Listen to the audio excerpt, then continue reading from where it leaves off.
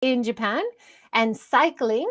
And we have two guest speakers today, Paul, who's based in Hiroshima, and Cruz, who runs the popular two-wheel cruise YouTube channel. Thank you guys so much for joining. Thanks for having me. Thank you. Good to see you. Now, Cruz, can you give us a little background about your cycling career? You started in the States kind of as a pro cyclist, right? Yeah, so I've most recently on my channel, I'm focused on like cycling, touring, cycling lifestyle videos, but I originally started as a competitive cyclist based in the US. So I started as a mountain bike racer, and then I continued as a velodrome track racer. I was lucky we had a velodrome in my hometown. There's only a few of those in the US. And then I transitioned to road cycling. If you want to make any money or have any hope of making it as a professional racer in the US, you usually have to focus on road. So that's what I did after that. And I also did some cyclocross racing for fun. So I quit racing competitively almost 10 years ago. So it's been a while, and I'm focusing more on like lifestyle riding with my wife and bike touring right now. Yeah, great. And Paul, how did you get started cycling in Japan? Cycling in Japan was really the start of my cycling. Not really a career, but it was really thanks to Japan that I was introduced to cycling, mostly because I was living in kind of a small town in Kyushu with no driving license, and I needed a way to get around, and I really wanted to get into the mountains that I could see up in the up in the background of the city. And so yeah, got fixed up with a secondhand mountain bike and started exploring, going a little bit longer and longer, and then ended up following you, Joy, into triathlon, and ended up doing a Ironman triathlon, and and then pivoting then to enjoying cycling for fun. Yeah, wonderful. Looks like we have someone coming and joining us today from Singapore. Welcome. Oh, welcome. Welcome. Awesome. Let's give a little overview of the Shimanami Kaido. Paul, you want to explain with the maps? Sure.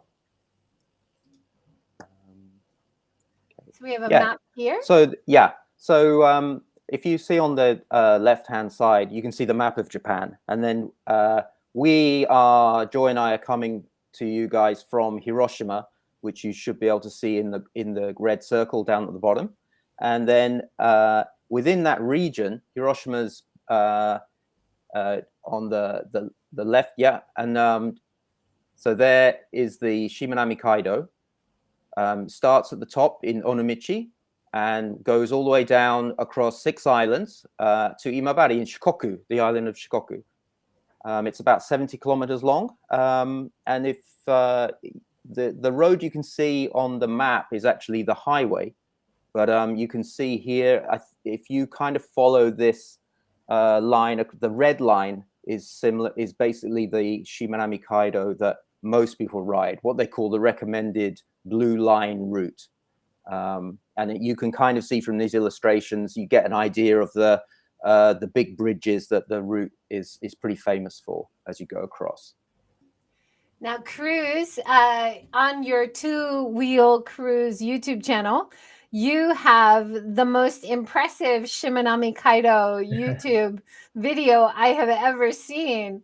I definitely have the longest one. The whole thing. It's amazing. Yeah, so I really struggled with this before like filming the video. I try to have an idea of what kind of video I want to film. So like I try and create the story in my mind a little bit before filming. It helps make the editing process easier. And so I decided I was just going to film the whole thing just in case like I didn't want something like really amazing to happen. It's vibe right here. Check out how they got all these bikes. That way I wouldn't miss anything. And then when it came time to edit, I had no idea like how I was going to puzzle this together. So I just decided to put the whole thing out there so everyone can enjoy. And like for me, I would have loved to have this resource before going out on the ride as just a nice reference to see how everything is with this route and like things to look out for. So I figured it might be useful to other people. And we've gotten a lot of positive comments on people who say that they like want to try the ride out, and people who like it just brought good memories to them when they were like doing this route.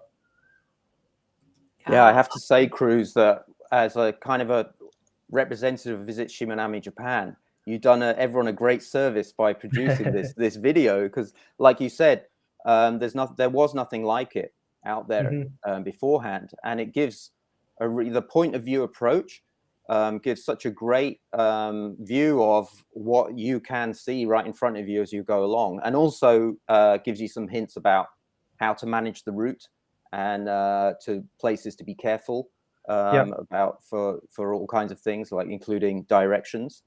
But yeah, and I'm really, we at Visit Shimanami Japan are really happy that you seem to have picked a great couple of days to explore the route in terms of the weather, because it looks fantastic, and in this kind of weather, it's really when the Shimanami blue comes into its own. So that was our #1 priority, and luckily at the time I was off of work because of COVID, so we were able to just we saw a nice clear patch in the weather, and we decided, all right, we got to go now. Like, this opportunity, we might not get it again. So we were really happy we were able to go in like the perfect weather conditions, not too hot and nice and sunny, but not too sunny. Like, it's nice to have a little bit of cloud cover. So yeah, perfect day, beautiful views along the whole course. Yeah, it's great advice. It sounds like you organized that really well. Like, you were in the area, and then you chose the best weather day to do it. Is that right? No, actually, we had this idea, like, we wanted to go, so we didn't have an exact plan. We had a list of like places that we wanted to go, a potential order of ways to go with that. And luckily at this time I had a car in Japan, so we didn't have work at the time, and we just loaded up our car. We saw the weather forecast for the next few days, and it looked perfect. So it's like, all right, let's go. So we drove from Nagoya to Onomichi, and well, we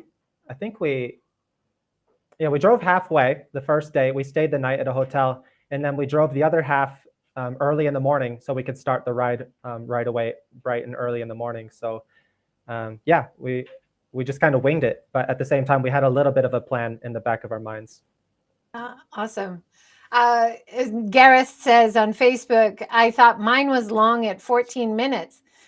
You've got the whole 4 hours. How did you do it? Was it a GoPro? How did you do the video? Yeah, the entire video was filmed on a GoPro, mostly using the chest mount. I think we took it off a few times just when we were like at rest breaks and just checking in, but most of it was on the chest mount. And I think this is a GoPro Hero 8, so it wasn't the newest one at the time, but still great quality, films in 4K.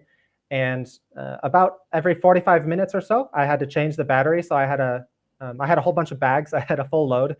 So I had some extra batteries with me. And yeah, every 45 minutes or so, we had to stop and change the battery. And then editing it, the hardest part was the export, because editing a 4-hour 4K video is not a simple task for our computer. So we actually had to try exporting, I think, about 3 times before we got it right. We had to lower the compression rate a little bit to lower the quality so we could. Actually, the first time, the file size was too large for YouTube. Like, we reached the maximum upload size for YouTube, and we had to compress it a little bit more because of that. So it's not the best quality it would have been. Oh my, it's so beautiful. It's so crisp and gorgeous. You did a good job. Thanks. What were some of the highlights from the ride? Do you remember? Yeah, for sure. So the most interesting part for me, because I've done a lot of different cycling courses, but this one was really unique with the ramps. Like the ramps and the bridges, those were like, they really stood out, especially some that you were just showing in the video right before here.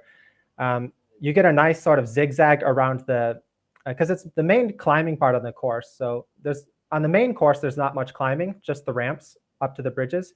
You can do other climbing courses if you want, but on these ramps, you get a nice twisty view going along the coast. And I think just the views you get along from there are really beautiful. And of course, the bridges are really like unique. Like, each bridge is completely different. I don't think people realize that before going. And the second bridge was one part that I was really excited about, because I'd seen some videos about it with the cycling path going underneath the highway. I've never seen anything like that in person, so I was really excited to see that one. And yeah, the last bridge going from the north to the south route, especially, was just like really stunning view and really long. So it was a nice surprise. Like each bridge, it wasn't the same feeling. It's just like, oh, I'm going over another bridge now.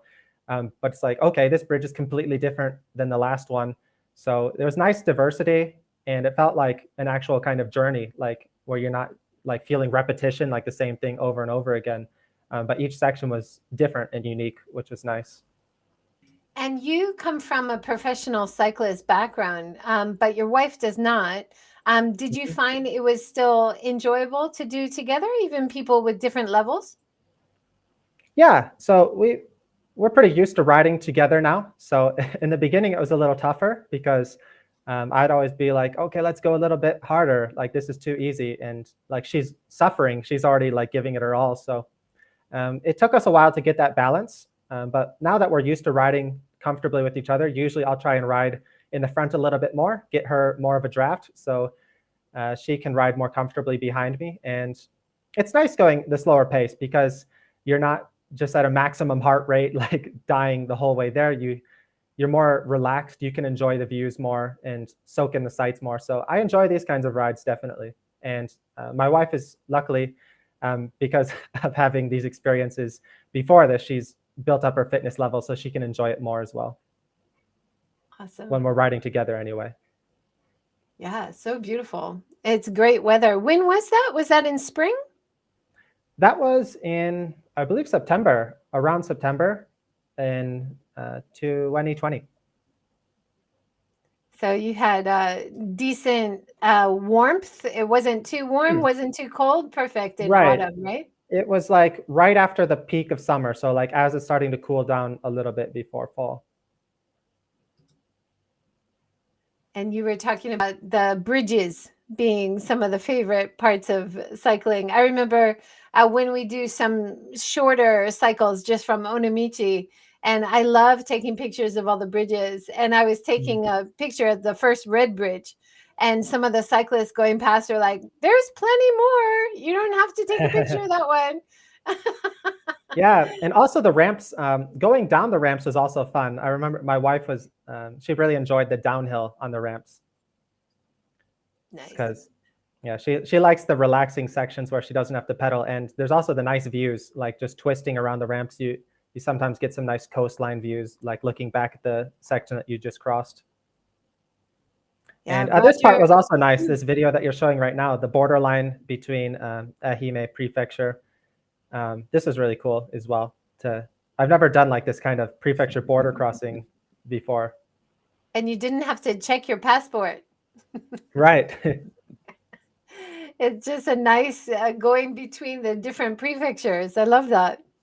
We have a comment from Roger on Facebook. Thanks, Roger. He says, I did Shimanami last October and started the ride from Hiroshima Airport.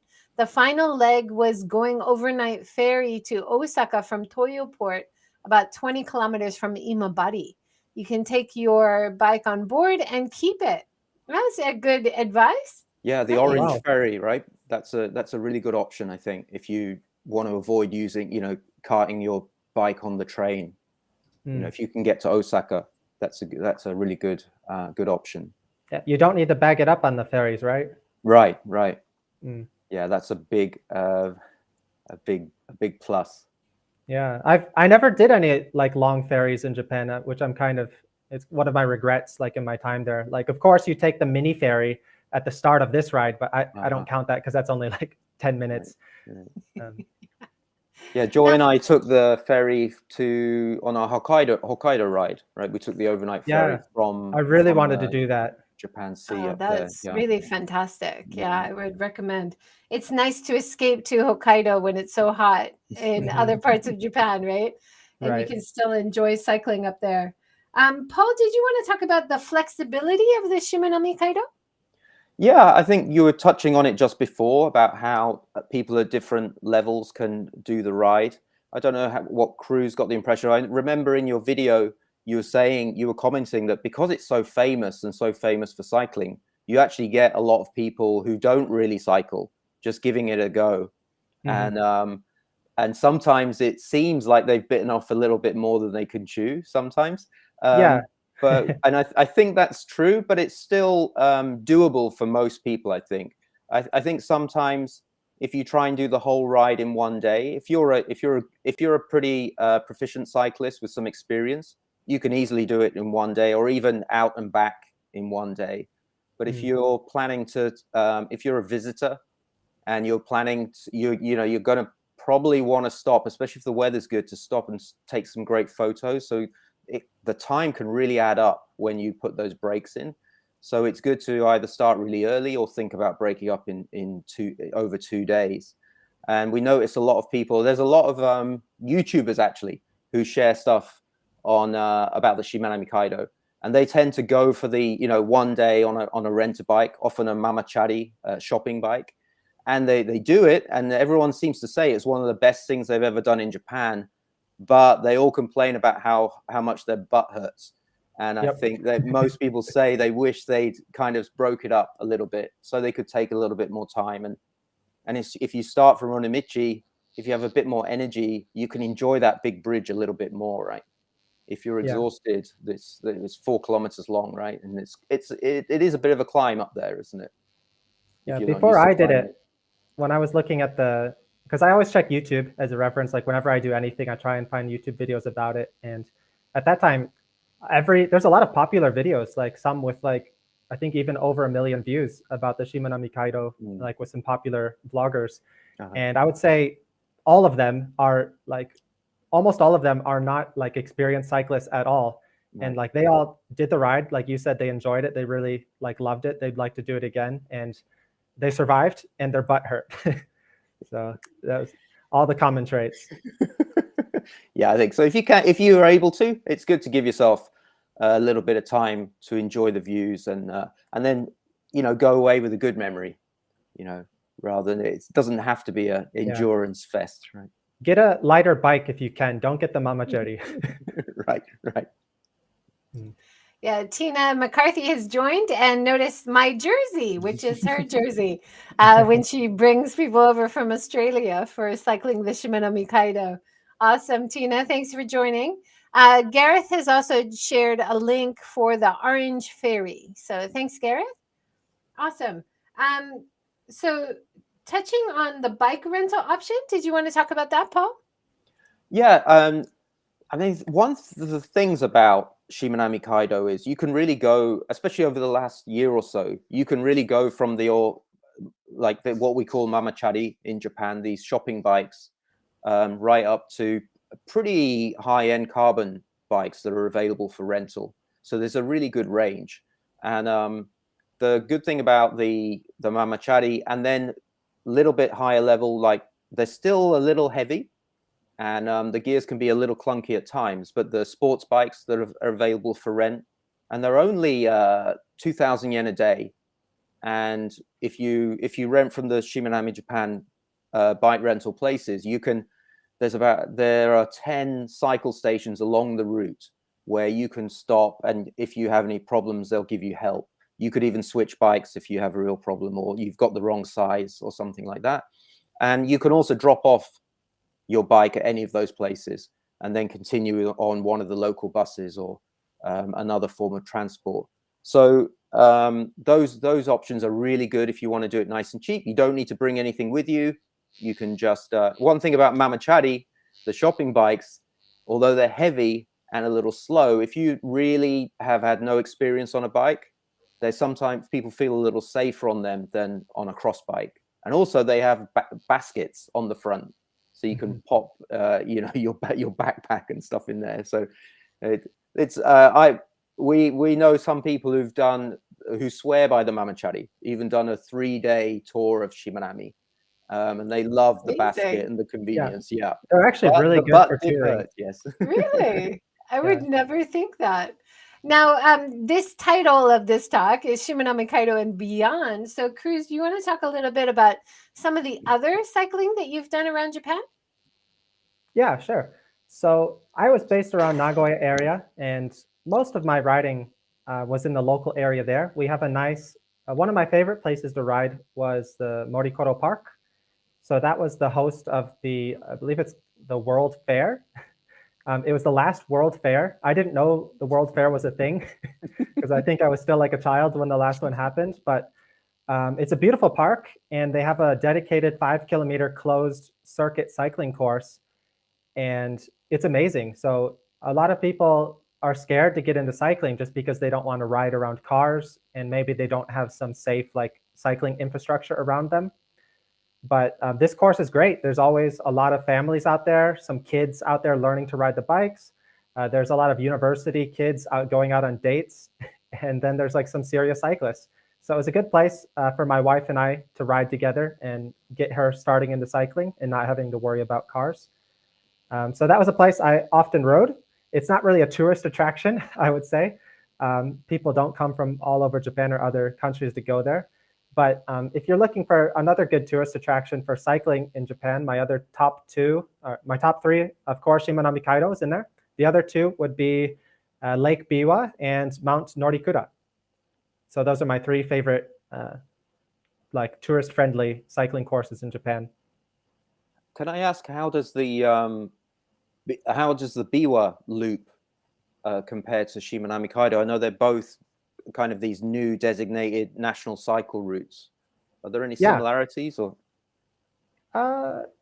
Yeah, there's some similarities in terms of like the supporting cycling network. So there's some good protected paths if you want along the course. The whole course is marked, and there's nice support networks. So I think for like newbie cyclists, especially, the support network is the most important thing. So just having like clear signage where to go, where are you on the course, how much further do you have to go, and also having the support network of like cycling friendly places. So like if you have bike problems, you can get that fixed, or like this cafe, they'll have a bike stand, so they're supporting the cyclists that go around there. So also the views are kind of similar because you get a lot of waterside views, not ocean side. Shimanami Kaido is by the ocean, and Lake Biwa, you get the lake views.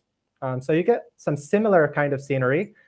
Just beautiful water, especially if you see like the sunrise or sunset. It's really beautiful with the mountains in the background. So I come from a state where there's no mountains, so I absolutely love mountain views. For people who come from like a hometown with mountains, they usually don't care for mountains so much, but for me it's really special. I really like seeing those views.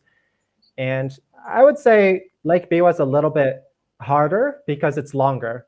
So to do the shortest course for Lake Biwa is about 150 kilometers if you do the loop.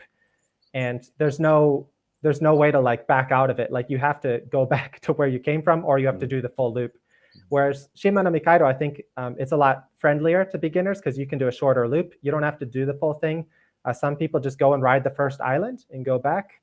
And so, yeah, there's some similarities, but I would say Lake Biwa is more for experienced people, or you definitely need to take some more time, like a couple nights to do the full loop. And then Mount Norikura is completely different. It's a hill climb, so I wouldn't recommend that unless you have some experience or fitness.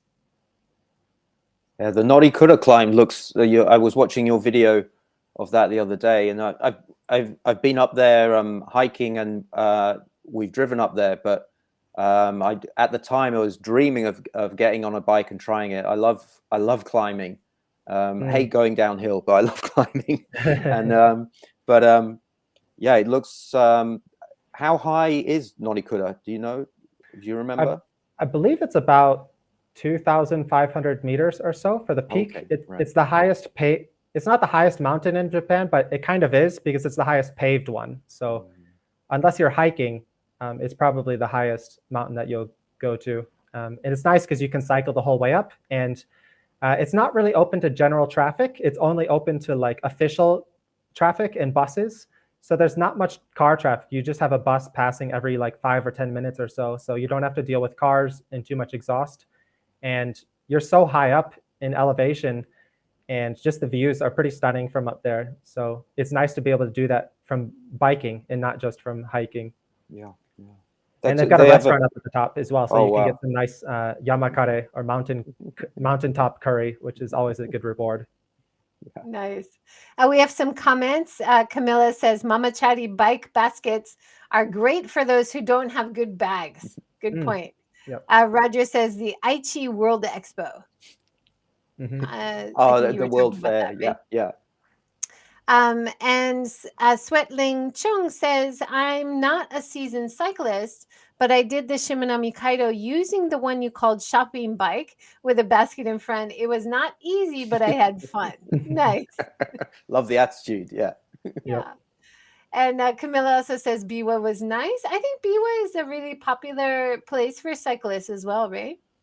Yeah, I guess that's so. actually, it was kind of my wife and I's first date. So before we started dating, we were classmates in our local Japanese class run by volunteers. And she'd never been into sports before. She'd never done cycling, but she knew that I was into it. Some of her coworkers were into it, so she decided she wanted to give it a try. So she told me, like, she's like, I want to ride a lap around Lake Biwa, and can you help me like train so I can do this and we can do the ride together, like with some of our friends. And because she had that goal, that's the entire reason we started like dating eventually. So yeah, Nice. we're kind of connected to that course in a special way. Great. Gareth says the north end of Biwa at Makino is amazing, and it's nice to camp around that area. That's another thing I think around the Shimanami Kaido. Is it possible to find camping places? Yeah, there's a few camping, not quite as much as you might expect, but there are some like official paid camping places, and there's also one really nice free campsite that you're allowed to use. It has water and bathrooms, and it's pretty basic, but the views are gorgeous. It's actually on a tiny island that's underneath one of the big bridges, the Hakata Oshima Bridge, and one of the, I guess the supports are on this island, and you can go down. There's no cars can go down there. It's only bikes and pedestrians, and it's a gorgeous views. It's a lovely place to camp. Wow, awesome. And I think quite a few people wild camp as well. So when you're cycling in Japan, I don't know if I'm supposed to say this, but it's quite friendly for if you want to wild camp, as long as you're respectful, and it's a good idea to get up super early in the morning, which sometimes is hard to get up earlier than some of the more elderly residents in the countryside. Yeah, but it's hard to get up before Ragio Taiso. that's right. Yeah. So yeah. Gareth says there's a mamachari race at Fuji Speedway. Oh, Yep. awesome. Yeah, I really wanted to enter that. And then Camilla says Michi Kajima. That's Maybe right. that's the camping place. That's where the camping is. Yeah, great. And she says she camped there and they had toilets and a beach for swimming. Yeah. Awesome. Yeah, beautiful place. Yeah. She said she loved the radio taiso, the radio stretching as well. Yep. Now, Paul, you wanted to introduce another area, Yumeshima Kaido? Oh, yeah. Do you have do you have that first map that we used? This one? Yeah. So the Umeshima Kaido is another kind of, I always think of it as kind of the little sister of Shimanami. It's really close to Shimanami, and you access it from Inoshima, which is one of the islands on the Shimanami Kaido. You kind of have to just leave the main blue line to get down there. And then from there, you take it's a 4-minute ferry over to Ikina Island, Ikina-jima. And from there, there's another, a few, 3 or 4 islands that are also connected by these impressive bridges. And it's such a lovely area. It's very, very quiet, kind of a bit like stepping back in time. It's also really popular with people who've kind of given up on life in the big cities and finding a new place to, start a new life in the countryside. And the people are super open and friendly.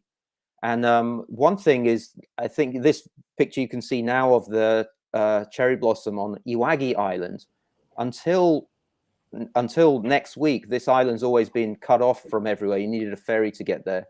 And I think on March 20th, a new bridge is opening to that island. So it opens up the number of options that cyclists can do in the Umeshima Kaido.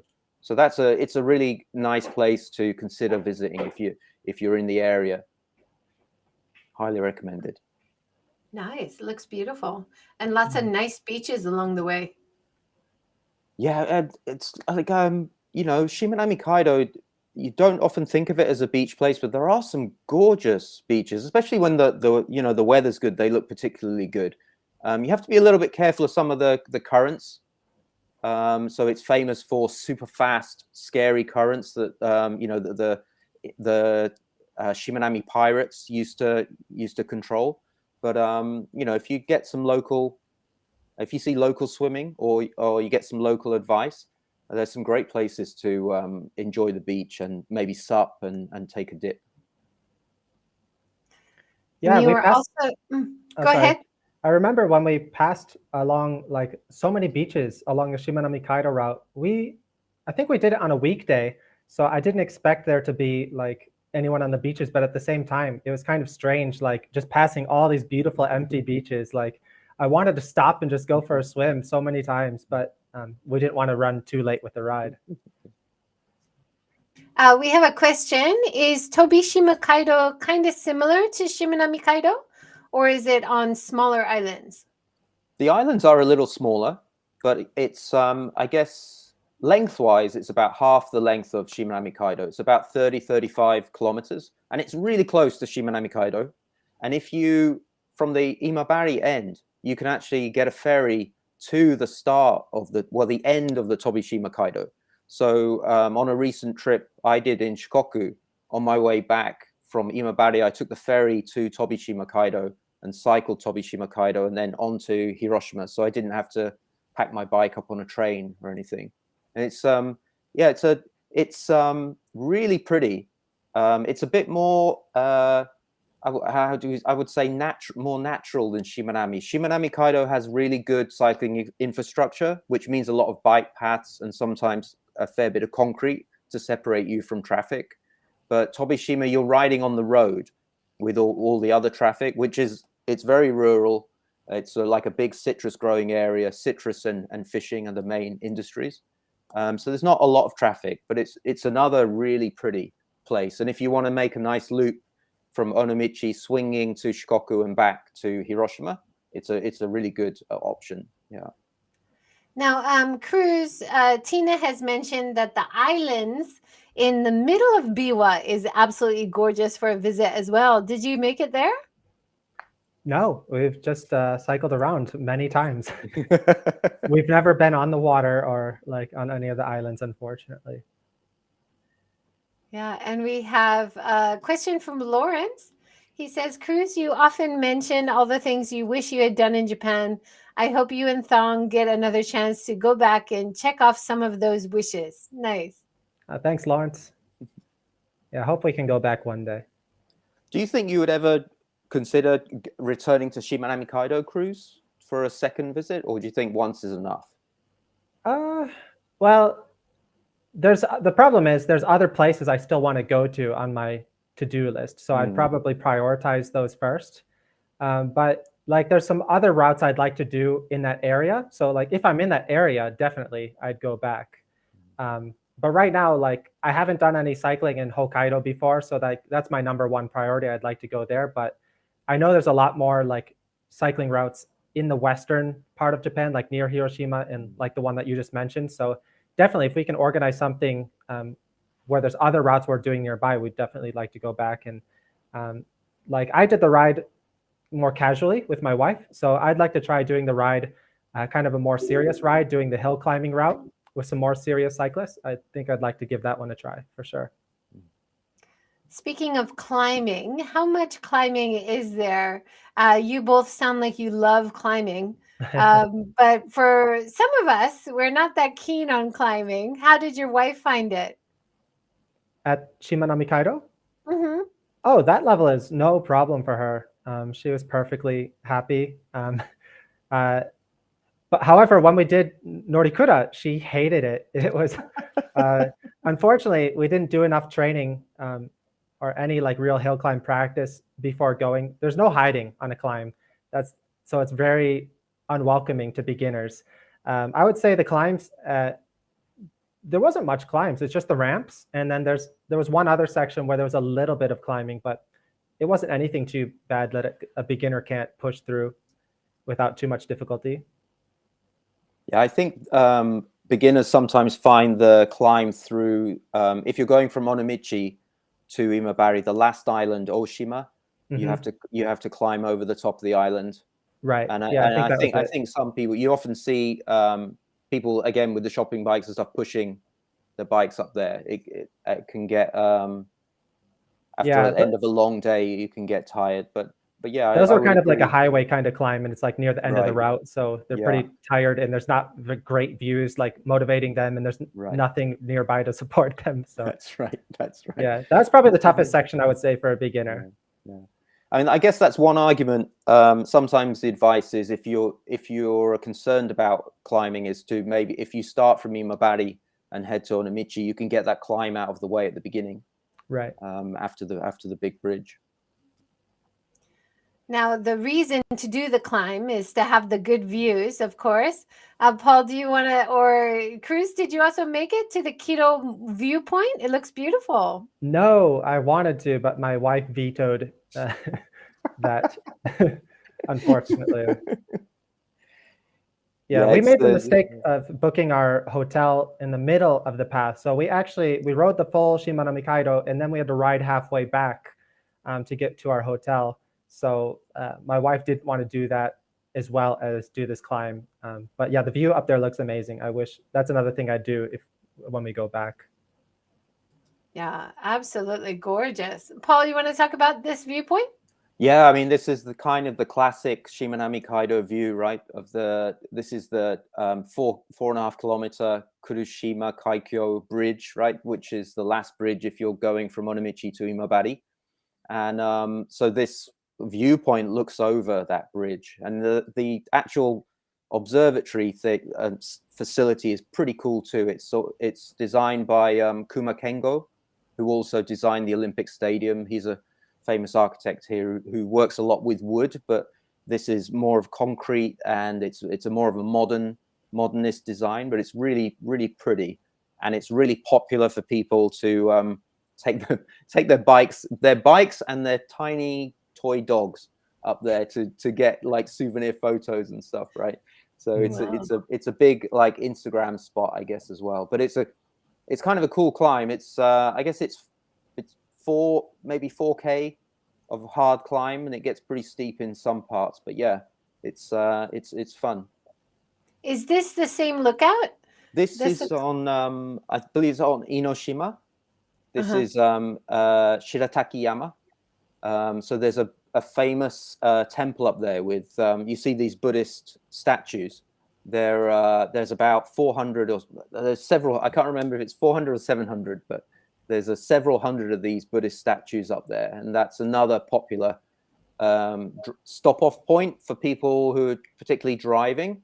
If you're cycling, it is a real gnarly climb. It gets very steep towards the top, but you can always hop off your bike and push the last part if you need to. Yeah, the views are rewarding, worth the effort, right? I like to think so.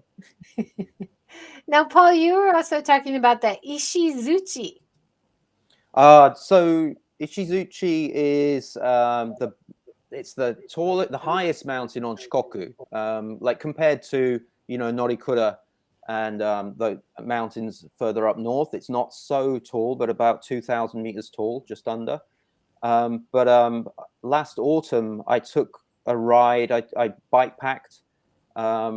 I took the ferry from Hiroshima to Matsuyama, and then cycled over to do the climb up to Ishizuchi, which, similar to Norikura, they have one of the Japan's major hill climb races, and Ishizuchi also has another hill climb race that's quite popular in this region. But I think it was altogether, I think there was about 30 kilometers of climbing to get to the top. And it was a tough one with all the backpacking gear and everything, but it was really beautiful. I got some great weather. It was really, really beautiful. And then just beyond Ishizuchi is this area, place they call the UFO line, the UFO line. This line you can see here, this gorgeous open, green, kind of tree. It's free of trees, so the views are amazing. It's a absolute delight to ride, and you can. It's a short hop from Ishizuchi Mountain to there, and it's really one of the most beautiful rides I've done, I think. Does it start pretty close to sea level? It starts at sea level, pretty much. Yeah. Okay, that's probably a bigger climb than Norikura then, because most people start like closer to 1,000 meters already, so it's only actually like 1,000 meters of climbing. Yeah.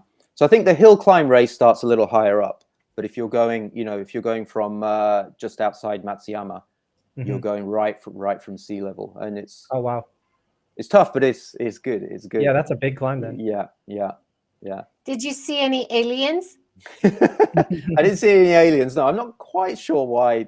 Maybe someone in the comments knows why it's called the UFO line, but it's very, very cool. And if you even if you're not a great cyclist, there are quite a lot of e-bike tours now that will take you up to the UFO line, and I think the advent of the e-bike is great for accessibility and give people a taste of how much fun cycling is. And the technology now is amazing that you can really do some pretty tough climbs with just a small amount of fitness, really. Straight Circle says, "I miss your century rides, Cruz." Oh, we're gonna have to do another one. It's a fun editing process, and there's some good rides here as well. So I'll try and get something out soon. Is that a series of rides that you were doing? Yeah, we have a couple different playlists on our channel. So sometimes we film some longer, like 100-kilometer plus, like adventure rides. The Shimanami Kaido is the only one where I filmed the entire thing so far, because like it's just so long. But recently we've been we're riding a lot more now. So we're doing like 15-hour weeks. My wife Tuong, she's getting a lot stronger. So we're doing some more hill climbing training. So we want to focus more on training right now rather than just like film every ride that we're doing. So it's a tough balance. Like we want to film videos, but at the same time, we want to focus on the ride and not carry too much camera equipment and just like stop to film everything. Do you find when you're planning to film a ride, to turn a ride into a video, do you really have to make that your main focus? That it's not like taking video as you're riding. It's like you plan to. Right. It really depends on the theme. So like, for example, if you title the video just like a 100-kilometer ride, like it doesn't attract much of an audience. So like maybe people who just want to watch something while they're doing some indoor cycling, or if it's a famous area. So like Shimanami Kaido, it's a famous area, so it has some keyword recognition. So people will be searching that. So it really depends, but generally, if we're filming a video, it is the main focus of the day, and that's what our main priority is. So then in that case, the ride would be sort of like the background focus. Where's this video? It looks gorgeous. Some Rindo. I can't tell just from this section. Sorry, there was a viewpoint just before. Maybe you can tell now. I think that's amazing about Japan is like, I always find that whatever road you're on, if you just take a side road anywhere, I know you'll end up on a road like that. I recognize it. So this was into Enna. We rode into Gifu so we live pretty close to Gifu. So most of our serious training rides, 100-kilometer with the racing guys, will ride over into Toyota or into Gifu. So this day, my buddy Hiroki, we hadn't ridden for almost a year because of COVID. So I wasn't training and I wasn't riding with other people other than my wife.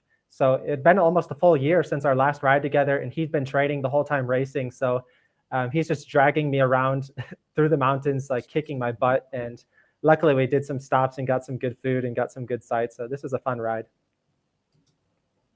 Beautiful riding in the countryside in Gifu, in Enna, just beautiful area. Unfortunately, it's not like, that's why it's tough to give my recommendation for the best cycling in Japan because there's a big difference between like the tourist friendly areas, like people will go there to come to Japan to do that ride, I would like recommend a whole bunch of my local rides, but it's so difficult for people to access them and figure out where they're going. But there's amazing riding all throughout Japan in the countryside. Like no matter where you go, you can find great riding. Awesome. Tina has a question. What's the best camera mount you have used on the bike cruise? Do you prefer handlebars or body mount? Chest mount 100%. So this angle that you're seeing, well, I'm kind of standing right now, so it's not that great. But the chest mount, we have a lot of passionate viewers and fans on our channel who like love my arms for some reason. So when I try changing the mount, and I've done like the handlebar mount, or I've done like, yeah, just different angles, backpack mounts on the shoulder straps to get my arms out of the shot. Because originally I thought like, I want to show the scenery as much as possible. I don't want my arms to be in the way. But when I tried those other like positions, I got a lot of complaints saying like, where are my arms? Like I prefer the arm shots because it looks more realistic and it's more dynamic. Oh. So this is our like A shot. This is what everyone prefers, or most people prefer anyway. So half of our comments, like if I do a video where I haven't showed my arms in a while, it'll just be people commenting arms. Like Cruz's arms are back. Roger says, "Don't worry, I don't love your arms." There you go. Great. Yeah, there's a few people who don't like the arms. I mean, if you're like on your training bike and you're watching this to have something to watch while you're training, yes, I don't know, maybe it feels more like you're there if you can see arms. I get that. Right. Yeah, I definitely prefer, if I'm watching on the trainer and I'm doing like a trainer workout, I definitely prefer having the arms in the shot.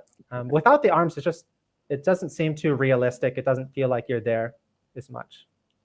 Do you find a lot of people, that's how they use that? That's how they watch your videos. They're on the indoor trainer and catching up. Yeah, I would on say your channel. definitely a large portion of our audience is doing it for their indoor workouts, especially in certain seasons. Like if it's winter season, a lot of people will be doing that. And we'll get a lot of like, because now like this winter in Thailand, we were doing all these sunny, warm rides. So like we get a lot of people who watch the videos who don't have this good weather right now. Like they're waiting to go ride outside. So we get a lot of comments saying like, I love watching your videos. Like while I'm riding the trainer, I can't wait to get out and get some good weather again. So yeah, I think it helps people who like aren't in similar circumstances and just get them through their training indoors. Do you ever do live streaming while you're cycling, or the quality is just not good enough? Probably, right? We have done some live streaming for indoor cycling. So I've done some like Zwift riding online live streams before. We haven't done any live streams while cycling like in real life yet. It's something I want to do. I've been trying to figure out a good way to do it, but it's not very safe no matter what solution I try and think of. Yeah. So I haven't done it yet. I guess you need a pretty strong data connection, right? Yeah, the quality just wouldn't be as good. Paul, do you want to talk about some short rides that people can do from Onomichi, like a day trip? Yeah, if you're heading to Shimanami and you don't have time, or you're not confident about doing the whole route, like Cruz said earlier, yeah, there's people who will just hop from Onomichi and do a circle of the first island, Mukaishima, and or even cycle out to just near where the first big bridge is, and there's a bunch of nice cafes and restaurants there. They'll cycle there, have something to eat, and then cycle back, and that's about a 20k out and back ride. And you can also one option I would highly recommend is from Onomichi you take the ferry to Setoda on Ikuchi-jima Island. So I don't know what Cruz felt about this. I think the first parts of the Shimanami Kaido, especially the first 8K, you're going through a fair bit of like residential and kind of shopping areas. So you're not hitting the best parts of the ride in those first few kilometers. So if you're not planning to go like do most of the course, it's kind of a nice idea to head to the middle of the course by ferry to Setoda. It's about 40 minutes, I think, by ferry. Lovely ferry ride. And then you can rent bikes or in Setoda or take your own bike on the ferry. and then you can go from there and do some of those that great bridge which crosses the border of Hiroshima and Ehime that Cruz showed us earlier. You can go over there and do some lovely rides around there, and take the ferry back to Hiroshima. So those are some great options. Yeah, that first part can be a little confusing. We got off the ferry and we weren't sure like which way do we go. There's like 2 paths. It's interesting because we make a big thing about how all you need to do is follow the blue line and you can't go wrong, right? But Exactly. one thing is that when you get off the ferry from Onomichi on Mukaishima, there are actually 2 blue lines, aren't there? Exactly. They both end up in the same place, but there's nothing really to let you know that that's the case, right? But other than that, what did you think of the signage and stuff for people who maybe don't read Japanese or don't speak Japanese? How easy or difficult would you say would be to navigate? I think like we struggled a little bit. For the most part, it's great, but it's not perfect. There were some parts that we struggled. Near the Red Bridge area, I think it might have been because there was some construction or something. But there was a sign that was only in Japanese. I think I made a comment in the video saying like, well, if you don't read Japanese, you wouldn't be able to read this and know what to do. So it wasn't perfect, but for the most part, it was okay. But I definitely would prefer there to be some more signage. Like, for example, most cycling routes in the US, like rail to trails especially, they'll have like markers, like mile markers, like clearly wherever you are. And they have those on the roads in some sections. But there were also some sections where like the blue line just suddenly disappeared. Like it was like, wait, I don't remember the blue line disappearing, but it's not here. Like, did we miss a turn or something? And then a kilometer later, the blue line will magically appear again. So for the most part, it's good. But there are a few like little cracks that could be fixed or polished a little better, I think. Yeah, thanks. That's great advice. I think this is your favorite bridge, right? The video at the end. Oh, awesome views. Look at that. Yeah, on the way back, we took a little bit of the hilly route and found some nice viewpoints. So we have just about 8 more minutes. Is there something we haven't touched on yet you guys want to cover? I will say that another thing that was a nice surprise with the Shimanami Kaido was just the town of Onomichi was like really nice. Not just for cycling, but just like the atmosphere of the town. Because I went there mainly just for the Shimanami Kaido. That was our main goal. And I kind of wish we had spent more time or dedicated more time to staying a little longer to explore Onomichi a little bit more. Just really charming town and a different vibe than other parts of like Japan. Like I've been to a lot of Japanese cities and there's a lot of similarities between cities, but this one, it just was really unique and really beautiful I really liked it. So I think if you're gonna go there, save some time so you can explore Onomichi a little bit more off the bike. Or if you're just doing a little casual ride around town by bike, it might be okay, but there are some steep hills there, so keep that in mind. Yeah, definitely. Onomichi is one of my favorite destinations around Hiroshima. I really love walking around. You've got the combination of shrines and old buildings, but also that long shopping street, right? Yeah. Tina says the first part of the blue line might be uninteresting for locals or people who live there, but for the women she brings over from Australia, they found it fascinating. The small villages, the supermarkets. So the first 5 to 6K are great for those who have never been in Japan before. That's an interesting point. Yeah, that's a great insight. Yeah, thanks, Tina.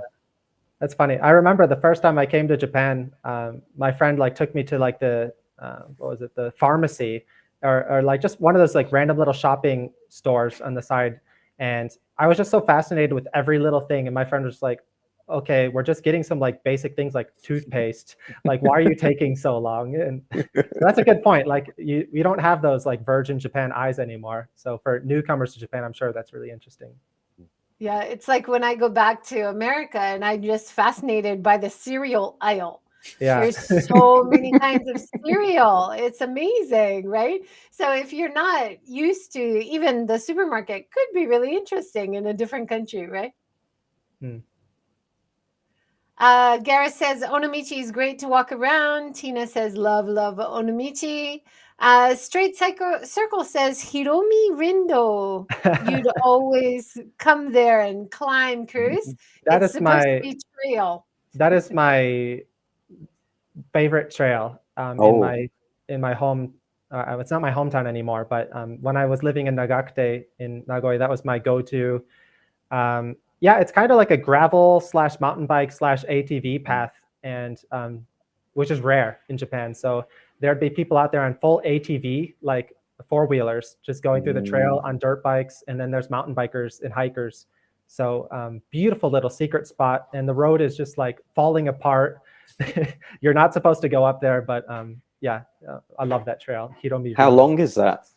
How many kilometers is that? I'm not, it's about like a 20-30 minute climb all out for me. Right. And the first half is paved. And then the paved road is actually, there was a rock slide. So it's like, it's washed out. So you kind of have to go around the washed out section. And after that, it's gravel. So I'm not sure in terms of distance, but yeah, it's about a 20-30 minute climb all out from the bottom. Cool. And nearby, had there's a my favorite comment. taiyaki shop. So it's a great We area. had a comment about gravel course on Inoshima as well. Is that right? Yeah, one's just recently opened. I haven't had the chance to check it out yet, but some people seem to be excited about that. It's nice to see that kind of development happening down here. We're not super well endowed with gravel courses in this part of Japan, so that's really nice. I'm excited to check that out. Paul, we just have a few more minutes. Is there something you wanted to touch on before we finish? I was wondering if Cruz has any, like, what are his big bucket list rides that he'd like to try in the future, either in Japan or outside of Japan. Yeah. So in Japan, my bucket list items now are two. They're not like specific rides, they're more tours. So one would be, I've always wanted to do like a Hokkaido tour. So like a full loop around Hokkaido. And that goes for like all the smaller islands, or smaller, not Honshu islands. So like Shikoku, I'd like to spend more time there, Kyushu, Okinawa. So all the places in Japan that I haven't been to before. So like, of course, Honshu is huge. There's lots of places to go, but I'd like to explore the other smaller islands in Japan and do some tours. In terms of events, an event that I really want to participate in is the Taiwan Kom Challenge. So I've been doing some more climbing training with my wife here in Chiang Mai. So we're trying to get more into climbing, and that's one of the biggest climbing events and a beautiful climbing course. So I definitely want to do that. Hopefully, luckily, if it opens this year, we might be able to go do that this fall, which would be great. And we're hopefully going to be moving to Vietnam later this year. So we'd like to do some Vietnam touring. So there's the Hai Van Pass, which is a nice oceanside kind of path in Vietnam. So that's another one I'm looking forward to. Awesome. Sounds great. So many wonderful places to explore by bicycle around Asia, and of course around Japan as well. I hope you can make it back and go around Hokkaido, go around Kyushu, go around Shikoku. Paul, you and our son Felix did a Shikoku round trip for a few weeks, right? Yeah, just almost a year ago now. Yeah, we did 10 days, 1,000 kilometers bike packing, and it's a great course. And again, even off that course, there's just countless other amazing looking routes that you can do. It's like it will never be done, right? You can never cover everything. Yeah, it's great. It's so hard, like to do while you're living in Japan, I feel. So like when you're living, I guess it depends on your circumstances. Like if you're married and you're on a marriage visa, sure, you have a lot of free time. But if you're on a work visa, you can't take more than a week off to do a bike tour. So like I lived in Japan a week, for that's so pretty long. good. You got a good position if you can take a week. Right. So like it's ironic that now living outside of Japan, I'll have more freedom to do like bike touring when I come back to visit as a tourist. So I'm looking forward to it. Awesome. Yeah, great. We had some nice comments at the end. Gerald says, I'm waiting for your return on the Japan cruise for the Hokkaido tour. Definitely. That would be great. And Yes. Roger says, hope you guys settle in Vietnam happily. Yeah, Thanks, awesome. Roger. Yeah, so wonderful having you on the show, Cruz, and sharing some of your insights about cycling Japan and cycling in other areas. Yeah, Thanks for so having me. much. It was great to talk and bring back some good memories from an awesome trip. And I hope Right. that I people hope you watching get can- a chance to go check out Shimanami Kaido for yourselves. It's a great place. And yeah, Tung and I had a great time there. Excellent. Yeah, well, I'd encourage everyone to, if they're not already, to follow Two Wheel Cruise on YouTube. YouTube's your main channel, would you say? Yes. Yeah. And then if anyone is looking for any specific information about Shimanami Kaido, or that you can always message at Visit Shimanami Japan on Facebook or Instagram, and people here will help you with your questions. Wonderful. Thanks everyone for joining. Thank you, Cruz. Thank you, Paul. Everyone, have a great night. Take care. Hope Go to out see and you, do some Shimanami. cycling. Yeah. Thank you. Bye.